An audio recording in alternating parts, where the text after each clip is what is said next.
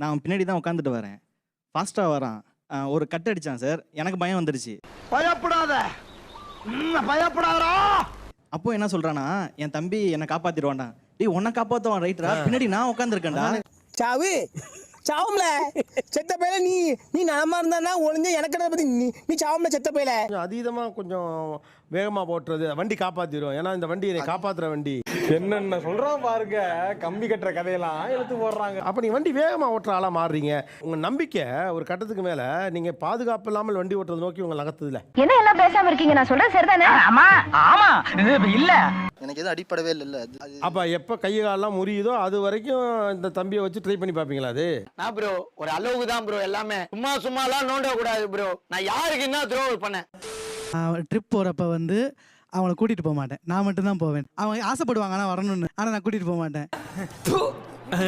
அப்படி துப்பு. என்னடா அவன் போய் சொல்றான் ரெஃப்ரி.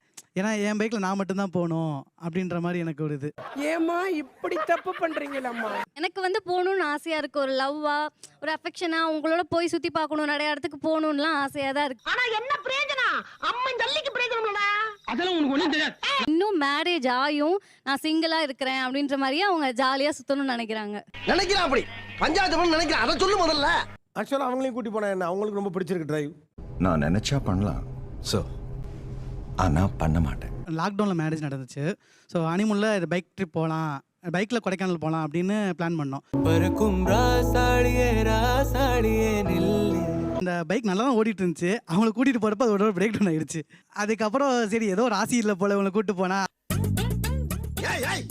என்ன சொல்ல சொன்னா என்ன சொல்லிட்டு இருக்க சார்? அப்ப வந்து பைக் தானே சார் ராசி இல்ல, பைக் தானே சார் பிரச்சனை. அது 2 பேரை வச்சு லோடு வந்து இழுக்கல. அப்ப என்ன பண்ணணும்?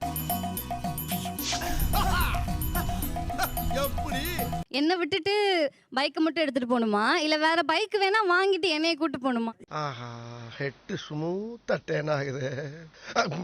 ஹனிமூன் போயிருக்கீங்க, அதுல வண்டி பிரேக் டவுன் ஆனதுங்கிறது ஒரு சாதாரண சம்பவம். மாட்டிக்கிட்ட பங்கு. ஆனா அதுக்கு நீங்க ஒரு மனைவி ராசி இல்லாதவங்கிற அளவுக்கு நீங்க சிரிக்கிறீங்க. வேற சிரிக்கிற வெக்கமா இல்ல? அது எங்க இருக்கு? நெக்ஸ்ட் அந்த பைக்கை என்னெல்லாம் பண்ணணும்னு உங்களுக்கு தோணுது? சும்மா சொல்லுங்க. எனக்கு அதை அடிச்சு சீட்டெல்லாம் பிக்கணும் போலலாம் தோணும்.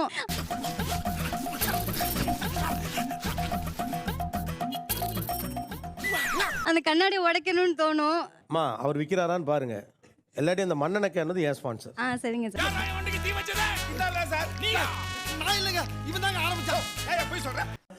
பைக் வாங்குறதுக்கு முன்னாடிலேருந்தே எனக்கு குதிரைகள் மேலே ரொம்ப ஆர்வம் உண்டு. ஸோ எனக்கு பைக்குன்னு எனக்கு ஒரு பைக் வந்தப்போவே அதை நான் குதிரையாக தான் பாவிச்சேனே. பெரிய ராஜா தேசிங்க குதிரையில போறாரு. ப்ளஸ் என்னோட பைக் வந்துட்டு கத்தும், பேசும், கோவப்படும், எல்லாமே பண்ணும். ஐயா அதுக்கு என்னப்பா பண்ண சொல்ற? அவங்க 2 பேரையும் நான் சமாதானப்படுத்தணும். என்னால் நடு ரோட்டில் கத்திட்டு ஆன்னு போக முடியாது. எனக்கு ரொம்ப ஆஃபாக இருக்கும். எனக்கு கத்தணும்னு தோணும். அப்போ என்னோட எக்ஸாஸ்ட் எனக்கு பதிலாக கத்தும்.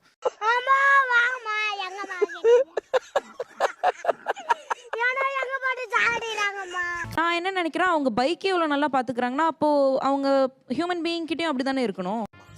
அதான் பிரச்சனையே. என்ன பிரச்சனை? ஆகல பர்சனலா எனக்கு செட் ஆகல, அதனால நம்ம அது என் பர்சனல், அது ஏன்னா நான் உங்ககிட்ட டிஸ்கிரைப் பண்ண முடியாது. அப்புறம் என்ன நீங்க வந்த என்னோட ஹேண்டில் பார்த்தோட யாரோ என் கையை பிடிச்சிட்டு எனக்கு எப்பவுமே சப்போர்ட் பண்ற மாதிரியே இருக்கும். ஏன்னா ஒரு எப்படி ஹேண்டில் பாரை தொடும்போதே அது சார் நம்ம இறுக்கி பிடிச்சிட்டு இருக்கோம்ல சார், நம்ம கையை யாரோ ஒருத்தவங்க பிடிச்சிட்டு இருக்க மாதிரியே இருக்கும். இது ரொம்ப அதிசயமா இருக்குங்க. ஆச்சரியமா இருக்குங்க. நான் சோகமா இருக்கும் போதோ சந்தோஷமா இருக்கும் போதோ எல்லாத்தையுமே என் கூட ஒருத்தர் இருக்கான், என்னை பிடிச்சிக்கிட்டு லைஃப் லாங் என் கூடயே இருப்பான். எவ்வளவு வாட்டி சொன்னேன் அழகா இருந்த அறிவு சுத்தமா இருக்காதுன்னு. பாத்தியா? வண்டி ஓட்டும் போதும் ரொம்பவே என்னோட ஸ்போர்ட்ஸ் மாடல்னால என்ன ஹக் பண்ற மாதிரி தான் இருக்கும் சார். என் பைக்கு இறுக்கி அடிச்சு ஒரு உம்மை தரும். திடீர்னு போகும்போது திடீர்னு ஒரு நல்ல ஃபீல் இருந்தா நான் ஹக் பண்ணி டே செம்ம ஜாலியா இருக்குல்ல நம்ம போறது, இவ்வளவு ஹாப்பியா இருக்கும். இல்லையே அதெல்லாம் இல்லையே. இல்லையா? இருக்குடா எங்கடா இருக்கு? இருந்தா படிக்க மாட்டேன். ஒரு லோவா ஃபீல் பண்ணும்போது ஓகே என்னை யாரோ சப்போர்ட் பண்றதுக்கு ஒருத்தங்க இருக்காங்க அப்படின்னு சொல்லிட்டு இருக்கோம் சார். என்னடா குழப்புறா? என்ன சார் இது கூட புரியலையா? என்ன கொஞ்சம் பார்த்தாலே தெரியலையா சார் எப்படி இருக்கான்? செம்ம ஹாட்டா செக்ஸியா. ஆளை பார்த்த ஒரு மாதிரியா இருக்கா, செய்யற வேலையெல்லாம் வித்தியாசமா வருது. பார்க்க அழகா இருக்கா. அவன் கண்ட பாருங்க எப்படி இருக்கு. கீழ்பாக்கம் மெண்டல் ஹாஸ்பிட்டல் ஒரு பைத்தியம் பைக்ல பறந்து போயிட்டு இருக்கு. அதை பட்டன் பிடிச்சீங்கன்னா பல பேருக்கு நல்லது. ஆன் பண்ணி பாருங்க சார் எப்படி இருக்கு. அவன் கண்ணை பார்த்தாலே ஒரு லவ் தானா வராதா சார்? ரொம்ப ஓவரா போறீங்கடா, வேணாம்டா, தெய்வ குத்தமாயி போகுடா. கூட யாருமே ஸ்கிராச் பண்ணக்கூடாதுன்னு பிபிஎஃப், யாருன்னா தொட்டா கூட எனக்கு கோவம் வரும். திடீர்னு எதனா பண்ணிட்டாங்கடா அப்படி சொல்லிட்டு. யா இப்படியே வராது. இப்போ வண்டினா ஸ்கிராட்ச் வச்சு விழுங்க, இப்படி எவனா திரும்ப தானே செய்வான். அந்த பார்க்கிங் நிற்கிறேன், அப்படியே ஒருத்தர் ஆசை திருப்புவாங்க தான். இது என்னன்னு இப்படி சுரண்டி பார்க்குறேன். என்னடா பாக்குற பண்ணி பயல புடிங்க சார், அவனை புடிச்சு ஜெயில போடுங்க சார் அவனை. எல்லாம் பார்க்கிங்ல வண்டி இருந்தால் இந்த இப்படி உதச்சிட்டே இருப்போம். சார் அதுக்கு ஒரு உயிர் இருக்கு சார், அப்படிலாம் ட்ரீட் பண்ண முடியாது. Preethi, this is such a behaviour, but it's okay. இங்க உயிர் சார். இருக்குன்னு சொல்ல மாட்டேங்குது. சார் காட்டுறேன் சார், உயிர் காட்டிட்டா. ஆஹா, என்ன இப்படி கெட்டு போயிட்டாரு. என்னுடைய காரை நான் தினசரி அதை க்ளீன் பண்ணிட்டு அந்த கிளாஸ்க்கு உள்ள பூவெல்லாம் வச்சு ஒரு நாள் தவறாமல் அதை நான் பண்ணிட்டு இருக்கேன் 15 வருஷமா. உனக்கு என்னப்பா, நீ பைத்தியம், நீ என்ன வேணாலும் பேசுவ. ஏங்க 15 வருஷமா உங்களுக்கு பூ வாங்கி கொடுக்காம காருக்கு பூ போட்டுக்கிட்டு இருக்காருங்க அவரு. பைத்தியக்காரப்ப எதுக்குடா வரீங்க எங்கெல்லாம்? கேட்டா அது ஃபர்ஸ்ட் ஒய்ஃப் அதுன்னு தான் சொல்றாரு சார். எனக்கு வாங்கியே தர மாட்டேன். மச்சான் யாரா இவனுங்க? எங்கிந்திரா வந்துக்கறானுங்க? கார்ல ஃப்ரெஷ்ஷா பூ இருக்கும், டெய்லி பாத்தீங்கன்னா ஃப்ரெஷ்ஷா பூ இருக்கும், டெய்லி காரை தடைச்சிருவாரு. நானாலாம் எதுவும் பண்ணல, கதையில அப்படிங்குது. எவ்வளவு முழம் பூ வாங்குவீங்க ஒரு நாளைக்கு காருக்கு? அது ஒரு முழம் வாங்கிடுவேன் சார் தினசரி. இந்த பூ வச்சிருக்கீங்களே, இது வாங்கி நான் கொடுத்தா தான் சார் வாங்கிட்டேன். நீங்களா வாங்கிட்டேன். ஃப்ரைடேன்ட்டு நானே வாங்கிட்டேன். என்ன கொடுமை சரவணனது. காருக்கு ஏன் டெய்லி பூ வைக்கணும்னு தோணுது? நம்மளை அழகுபடுத்திக்கிறோம்ல சார் தினசரி. அதே மாதிரி அந்த கார் வாஷ் பண்ணி அதுக்கு அது ஒரு உயிர் உள்ள பொருள் மாதிரி நான் பார்க்குறேன். என்னங்க எனக்கு ஒண்ணுமே புரியல. அதுதானப்பா எனக்கும் புரியல.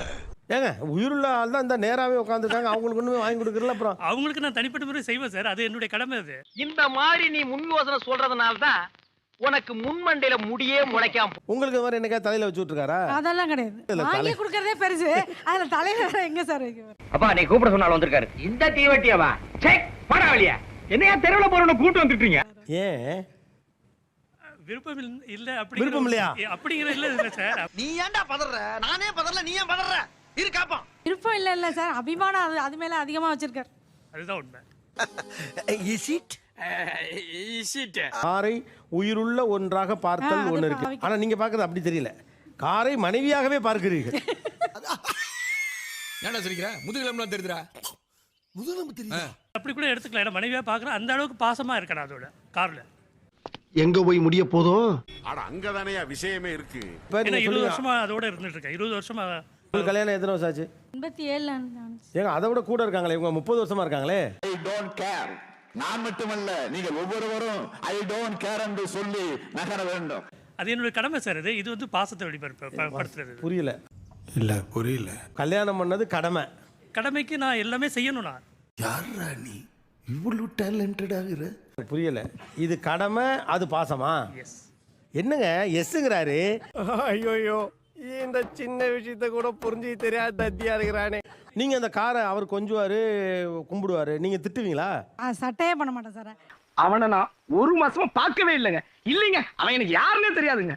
கல்யாணம் ஆனதுக்கு அப்புறம் கூட எங்க வண்டி பெட்ரூம்ல தான் இருந்தது. குழந்தை அந்த வண்டி மேல ஆடும், விளையாடும். அதுக்கப்புறம் தான் மெதுவா நான் வந்து இன்னமும் வீட்டுக்குள்ள பெட்ரூம்ல தான் இருக்கு. ஆமா. என்னம்மா இப்படி தப்பு பண்றீங்களம்மா? என்னம்மா? லைக் பண்ணுங்க, ஷேர் பண்ணுங்க, சப்ஸ்கிரைப் பண்ணுங்க.